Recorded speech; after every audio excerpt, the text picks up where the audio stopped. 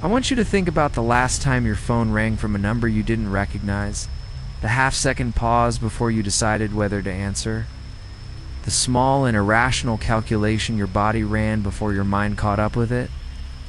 Now, I want you to think about a job where you do not have that choice, where the headset is already on, the line is already open, and whatever is calling you is already speaking before you can decide whether you want to hear it.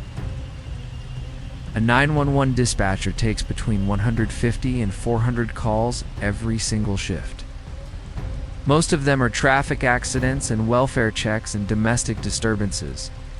Calls with addresses you can find on a map. Situations you can hand to a responding unit.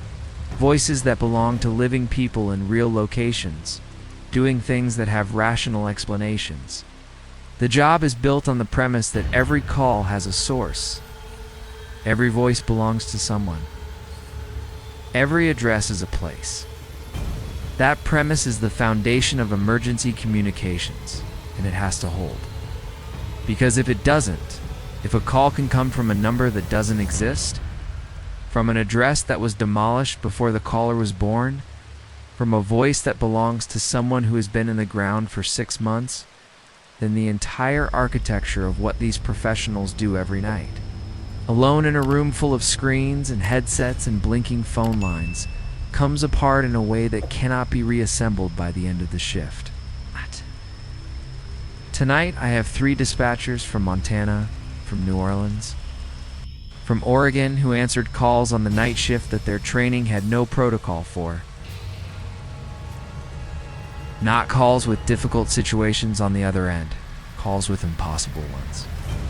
These are their accounts, as close to their exact words as they trusted us to tell. Names have been changed. Everything else is exactly as they described. Welcome to True Terror Files Official. Check your phone. Someone is calling.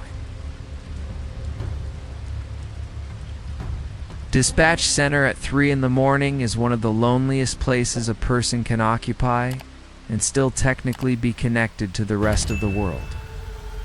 The screens are always lit, the lines are always open. Somewhere out there across the jurisdiction, there are officers and paramedics and fire units who exist on the other end of the radio. You can reach them in seconds. You can send them anywhere. You can feel their presence in the constant low hum of the communication system, even on the quietest nights. But the physical reality of the dispatch center is a single person in a room of machines, looking at maps, watching the lines, managing the gap between the people who need help and the people who can give it. And in the small hours of the morning, when the call volume drops and the shift stretches and the screens hold steady and nothing moves, the dispatch center becomes a specific kind of quiet, not peaceful, but loaded. The quiet of a room where the next call could be anything. The 3 dispatchers we are hearing from tonight had each worked that room for years. They understood the quiet. They had long since stopped being unsettled by it. And on 3 separate nights, in 3 separate states, each of them received a call that broke the fundamental contract of the job. A call that could not be traced, could not be explained, and could not be made to fit inside any framework their experience had built for them. This is True Terror Files Official, and the lines are open.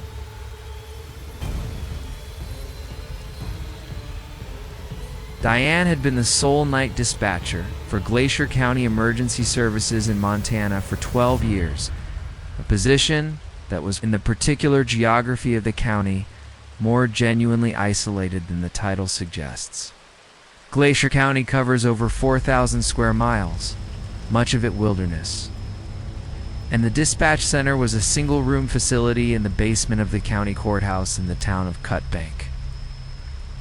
With a staff of 3 who rotated shifts and a call volume that averaged 11 calls per 12-hour overnight, Diane knew the county the way you know a place you've been responsible for in the dark. Every blind curve on Route 2, every ranch access road without a name. Every section of Highway 89 where reception dropped out and callers lost the line before they finished giving their location. She had been on shift the night a family of 4 was pulled from a vehicle in the Marias River. And the night a rancher outside Browning died alone in his barn because the closest ambulance was 43 minutes away. And the night a hiker named Carol Whitfield called from a trailhead in the Lewis Range to report that she had made a wrong turn and could see weather coming in from the northwest. That call had been logged at 4:16 p.m. on a Thursday in October, 2 years prior. Carol's number had been active. Her GPS had put her at the base of a ridgeline east of the 2 Medicine Lake Trail system. Diane had dispatched a ranger unit and filed the welfare call. Carol had not been found. Her vehicle was located at the trailhead the following morning. Search and rescue spent 19 days covering the area. Her case was classified as a wilderness disappearance, presumed fatal, and formally closed 6 months after she went missing. Diane knew Carol Whitfield's number the way. You know any number you've run through the system more than once from the follow-up calls with the family? From the case file reviews? From the closure paperwork? It was not a number she had any reason to expect to see on her call board again. On a Tuesday night in March, at 2:43 in the morning, Carol Whitfield's number lit up Diane's call board. Diane picked up the call on the second ring, as she picked up every call on the second ring, because that was habit. And habit is what keeps you functional on a 12-hour overnight shift after 11 years of them. She said her standard greeting, Glacier County Emergency. What is your emergency? And then she stopped, because the voice on the other end of the line was speaking before she finished. Not over her. Not interrupting. The voice was already mid-sentence when the line connected, as though it had been speaking in a room somewhere for some time before Diane arrived to listen. Alright. It was a woman's voice. Quiet. Slightly winded. With the flat cadence of someone reading from a prepared text rather than speaking spontaneously. It said coordinates. Not an address, not a description of surroundings, not a cry for help. Just GPS coordinates, read aloud in sequence, twice through with a brief pause between each repetition. 48.417 degrees north, 112.832 degrees west. Repeated. Then the voice said, in a slightly different tone, softer, slower. As though it had shifted from instruction to something else, I found the place, and the line went dead. Diane sat at her console for approximately 90 seconds and did not move. Then she ran the incoming number. The system returned Carol Whitfield's name and a notation she had placed in the file herself 18 months earlier. Case closed, presumed deceased, do not dispatch. She sat with that for another 30 seconds. Then she ran the coordinates through the county mapping system. The coordinates placed a point in the 2 Medicine backcountry, approximately 6 miles northeast of the last. GPS ping ever recorded from Carol Whitfield's phone. On the afternoon, she disappeared. She noted the call in the incident log. She documented the number, the coordinates, the duration for minutes and 12 seconds.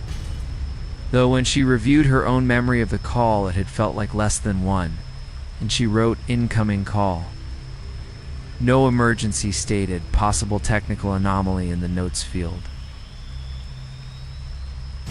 Because that was the language the report structure offered her. She did not sleep for the remainder of the shift. At 7 a.m., she called the county search and rescue coordinator before she drove home. And she told him there had been an anonymous tip about the 2 Medicine area that warranted a look when there was availability. She framed it that way because it was the version of events most likely to produce a response. She did not mention whose number the call had come from. A two-person ranger team reached the coordinates on the following Thursday morning, operating on a slow week that allowed for the detour. They found Carol Whitfield's remains approximately 40 feet from the coordinate point. Diane had submitted scattered by weather and wildlife over the 2 years since her disappearance, but identified within the week by dental records. This was the outcome Diane had allowed herself to hope for, some form of closure for the family.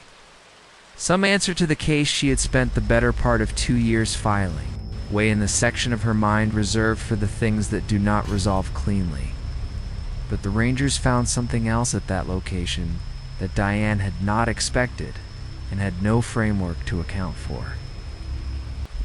30 feet from Carol's remains, in a depression between two rock formations, they found a second set of human remains, recent, from the preliminary assessment, no more than 6 weeks old, a male subject, unidentified, who had been reported missing from a trailhead in the same general region 3 weeks before Diane received Carol's call. His missing persons case had been filed. Search and rescue had swept the primary trail system, and he had not been located. His remains were at coordinates that no official search had ever covered. Coordinates Carol's voice had given Diane were 12 feet from where his body was found. The technical review of the call, submitted by the county communications administrator at Diane's request, produced 2 findings. First, the call had originated from Carol Whitfield's cellular number, which had been suspended, not transferred, not reassigned, suspended and inactive since the week after Carol's disappearance. When her family had contacted the carrier to memorialize the account, a suspended number cannot originate outbound calls. The second finding was briefer. The carrier's records showed no outbound call from that number on the night in question. No call placed, no signal logged, no tower connection recorded. Diane's system had received a call from a number that had not placed one. The duration logged in her incident report was 4 minutes and 12 seconds. She told me that when she tried to recall the call, when she sat down and made herself go through it, the greeting, the voice already speaking, the coordinates repeated twice. The final words, she arrived at an elapsed time closer to 7 minutes. The 3 minutes that exist in her memory and not in the record are the part she has never resolved. She retired from dispatch 18 months after that shift. She told me she still keeps the coordinate point marked in her mapping app, not because she needs it for anything, but because she has not been able to bring herself to delete it.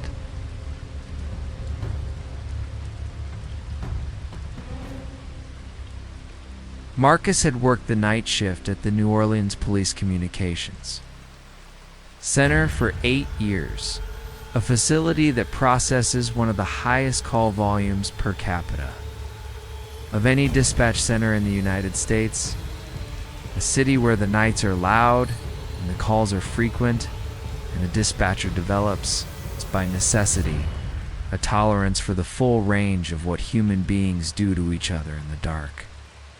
Marcus was not a man who spooked easily.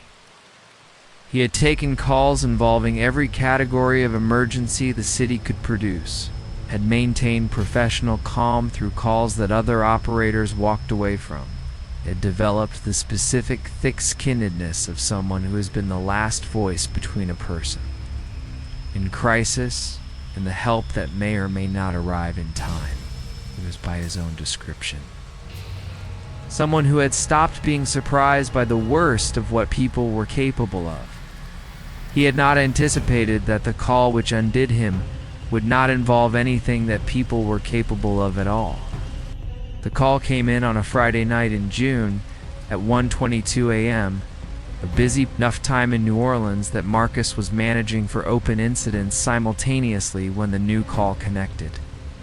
The caller was a woman, her voice immediately recognizable as someone who was trying to speak quietly to avoid being heard by someone else in the building, that specific low.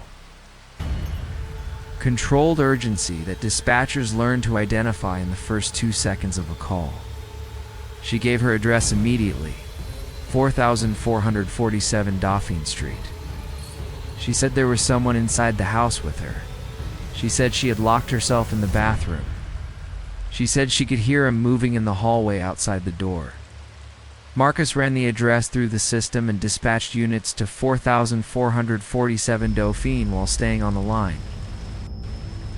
Asking the standard questions, how long have you been in the bathroom? Do you have a visual on the intruder? Can you describe what he's wearing? And the woman answered each question in that same controlled quiet, specific and coherent. The kind of caller who makes a dispatcher's job easier because she knows what information is needed and provides it without panic. Units were 3 minutes out. Marcus stayed on the line. The two officers dispatched 2 for 4 for 7. Dauphine Street arrived at 1:26 a.m. and transmitted back to Marcus within 45 seconds of arrival. Their transmission was brief and carried the specific flat quality of officers working to keep their professional. Register intact in front of a situation they have not anticipated. 4447 Dauphine Street was a vacant lot. Not a house with a locked door and a bathroom and a woman inside it, a rectangle of dead grass and broken concrete, surrounded by a chain-link fence with a faded city property notice on the gate, and no structure of any kind. The officers walked the perimeter and confirmed nothing there. Marcus confirmed the address with them twice. 4447 Dauphine, address he had been given. The address the woman had stated clearly and immediately. Without hesitation or uncertainty, at the start of the call, he asked the officers to check the adjacent properties. He knocked on doors. Nobody had heard anything unusual. Marcus closed the call and spent the remainder of his shift in the particular. Restless state of a dispatcher whose incident didn't resolve the open-ended discomfort of a call that produced no outcome, no explanation, no person found either in danger or safe.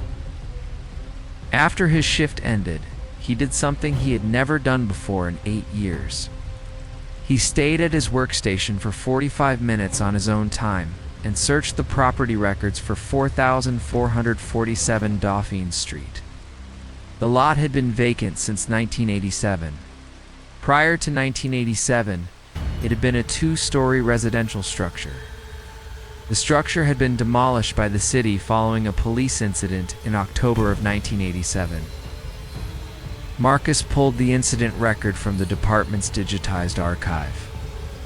On October 14, 1987, a woman named Simone Arsenault had called the New Orleans Police Department from 4447 Dauphine Street to report an intruder in her home. Officers had been dispatched. They had arrived 11 minutes after the call. Simone Arsenault was found deceased. The intruder was never identified. The case remained open in the cold case file. Marcus read the incident report twice.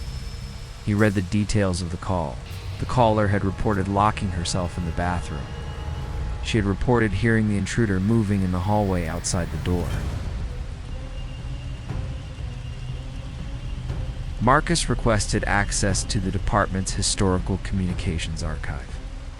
A project begun in 2004 that had digitized approximately 60% of the city's recorded dispatch calls from 1980 onward, stored on a server managed by the Communications Division.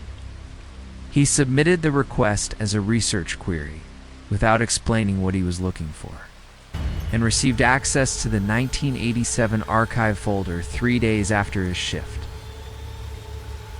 He searched by address, the October 14, 1987. Call from 4447 Dauphine was in the archive. 93 seconds of audio recorded on the original analog system. The audio quality degraded but intelligible. Marcus sat at his home computer and put on headphones and played it. He has described what happened in the next 93 seconds in various ways across multiple retellings, and the detail that remains consistent across every version is that he stopped the recording at approximately the 40-second mark and did not move for a long time. The voice on the 1987 recording was the same voice he had spoken to on the live line at 1:22 a.m. 3 days earlier. Not similar, not comparable in pitch or regional accent. The same voice, with the same controlled low urgency, giving the same address, describing the same bathroom, reporting the same sounds from the hallway. He played his own call recording from Friday night alongside the 1987 archive file, running them on separate audio tracks from the same moment of initial address delivery. The cadence was identical. The word choice was identical. The pauses between sentences fell in the same places. Marcus filed no report. He had no framework for what a report would say. He requested a transfer to the day shift the following week, citing personal reasons, and the request was approved. He told me the detail he returns to most often is not the voice he has tried. In the years since, to explain as a coincidence of recording quality in his own pattern-seeking mind, and some days he is almost able to convince himself. What he cannot explain away is the 11-minute response time in 1987. His units arrived in 3 minutes and 50 seconds. The lot was empty. He cannot make those two outcomes fit inside the same story without one of them being wrong. And the 1987 incident report is in the city archive. And the response time log there is 11 minutes. And Simone Arsenault did not have 11 minutes to spare.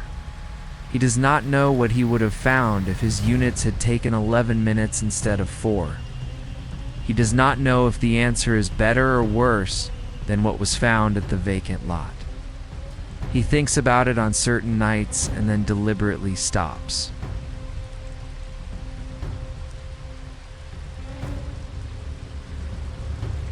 Eleanor had worked as a dispatcher for Tillamook County Emergency Services in rural LWA, Oregon for 18 years, long enough to have been present for every significant change in the county's communications infrastructure.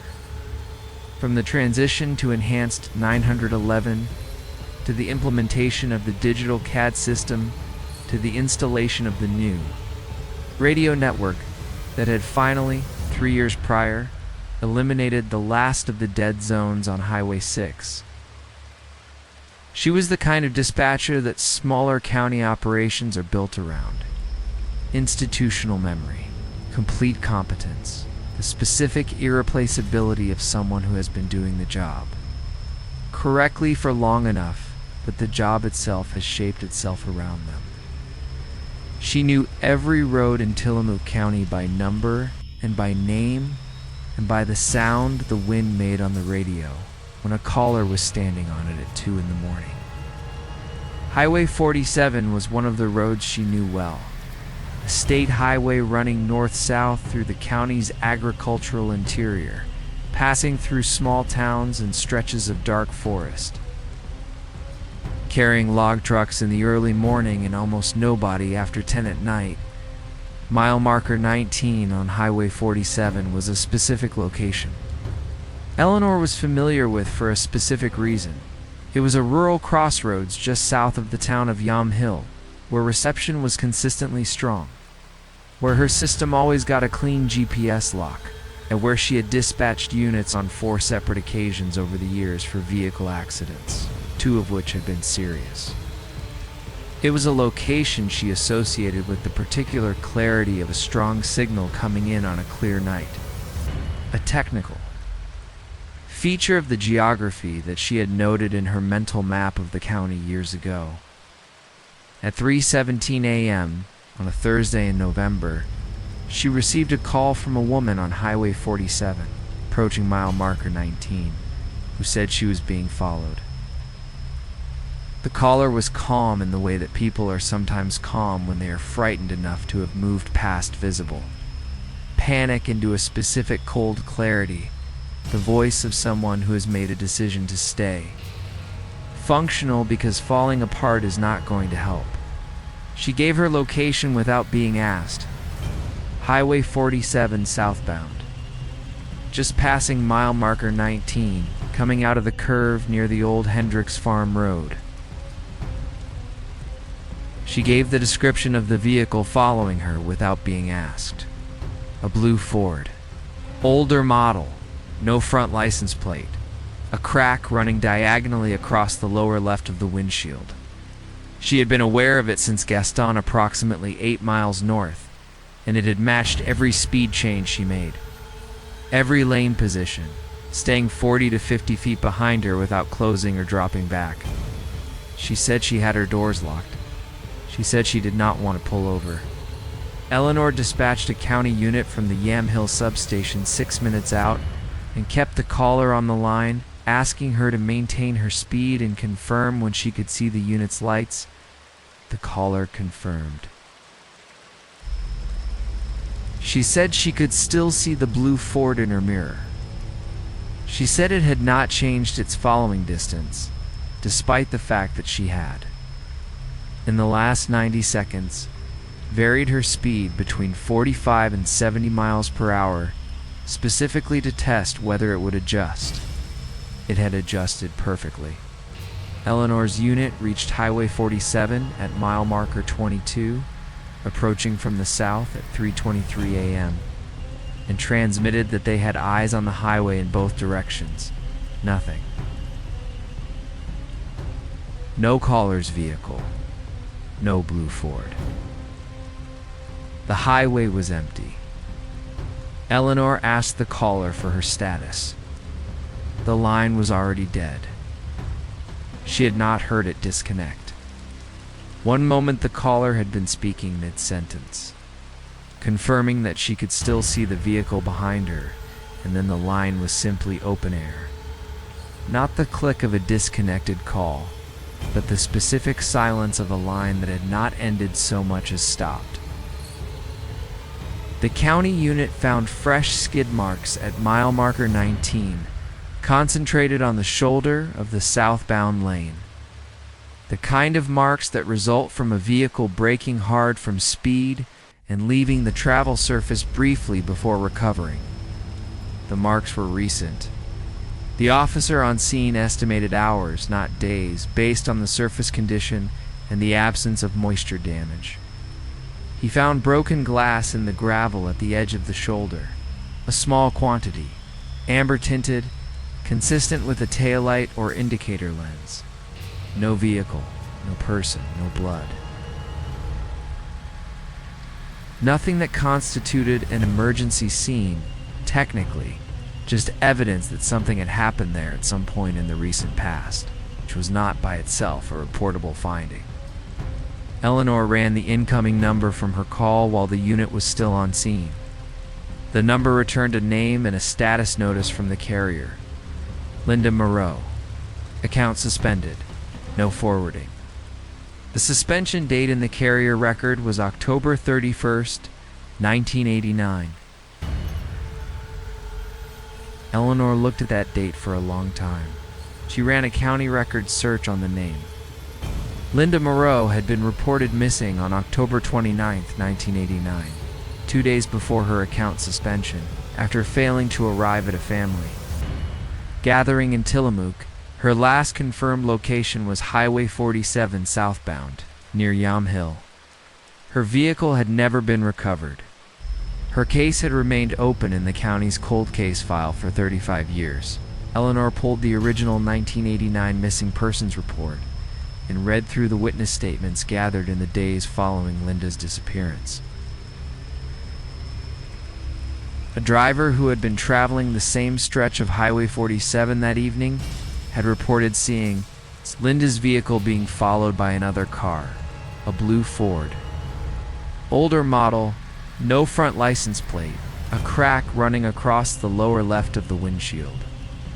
The detail about the cracked windshield had never appeared in any newspaper coverage of Linda Morrow's disappearance. It was in the witness statement in the archived file, handwritten by the deputy who took the report in 1989, and it had never been made public. Eleanor had not known it before she read the file. The caller had given it to her at 3:19 a.m. as though it were something she was looking at in her mirror. Eleanor reviewed her call. Recording the following morning brought up the audio. She confirmed the duration in the system, 6 minutes and 41 seconds. She listened to the recording from the beginning. It ended at 5 minutes and 14 seconds. 1 minute and 27 seconds of the call that she remembered. The portion where the caller was describing the vehicle's behavior in real time, the specific detail about the speed variations, and the precise following distance was not in the recording. Not degraded, not corrupted, simply absent. The system showed a 6-minute-40-1-second call. The audio contained 5 minutes and 14 seconds of content. Eleanor reported the technical discrepancy to the communications administrator, who reviewed the system logs and found no explanation for the duration mismatch. She submitted a request to the county cold case unit to review Linda Morrow's file in light of the incoming call and the skid marks at mile marker 19. She did not include the detail about the recording duration in her memo. She has not told anyone about the 1 minute and 27 seconds. She told me it is the thing she thinks about most on quiet nights, when the call volume is low and the highway radio, which channels carry nothing but static, and she can hear. In the particular quality of that static, the sound of a line that has not ended so much as paused.